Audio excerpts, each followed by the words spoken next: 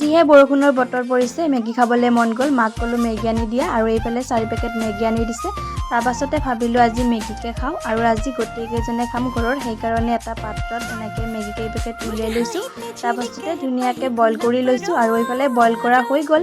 Boil কৰা হোৱাৰ পাছত মেগীখিনি ধুনীয়াকৈ চেকি লৈছোঁ। তাৰপাছত পানী দি অকণমান ধুই লৈছোঁ এডাল এডাল হৈ থাকিবৰ কাৰণে। এইফালে আলু, পিঁয়াজ আৰু জলকীয়া কুটি লৈছোঁ। তাৰপাছতে কেৰাহীটো বহাই দি ৰিফাইন তেল অকণমান দি পিঁয়াজ জলকীয়াখিনি ভাজি দিলোঁ। তাৰপাছতে এইফালে কুটি থোৱা আলুখিনি দিলোঁ, অকণমান নিমখ টেষ্ট অনুযায়ী, তাৰপাছতে দিলোঁ হালধি গুড়ি আৰু পানী দি অকণমান আলুখিনি সিজিব দিলোঁ। তাৰপাছতে অকণমান যেতিয়া পানীখিনি শুকাল মেগীখিনি বহাই দি তাত মেগী মছলাখিনি ঢালি দিলোঁ আৰু অকণমান কালাৰৰ কাৰণে মই দিছিলোঁ কাশ্মীৰী পাউডাৰ। আৰু এনেকৈ আমাৰ মেগীখিনি হৈ গ'ল আৰু অকণমান মই এনেকৈ ডিজাইন কৰি দি আছোঁ। আৰু আপোনালোকে যি চব্জি ভাল পায় দিব পাৰে। আমাৰ তাতে আজি চব্জি আছিলে সেইকাৰণে আলু দি এনেকৈ খালোঁ। পিছে খাবলৈ বহুত বেছি টেষ্টি আছিলে আৰু মই ওপৰতে পিঁয়াজ, মেগী মছলা লগতে অকণমান চচ দিলোঁ আৰু এনেকৈ খালোঁ।